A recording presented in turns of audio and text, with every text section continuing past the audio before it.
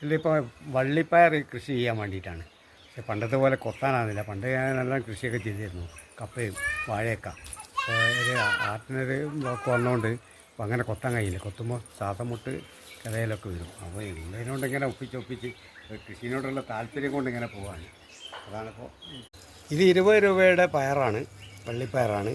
ഇത് 10 രൂപയുടെ വെണ്ടയാണ്. ഇതിപ്പോൾ വള്ളിപ്പയറാണ് ഇപ്പോൾ നടുന്നത്. അതിനിടയ്ക്ക് തന്നെ വെണ്ടയും നമ്മൾ നടും.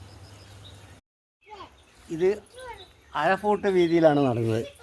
അതെ, അങ്ങോട്ടും ഇങ്ങോട്ടും നടുകയാണ്. ഇത് പോകുന്ന ഇവിടെയൊക്കെ 1/2 ഫൂട്ട് ഉണ്ടാവും.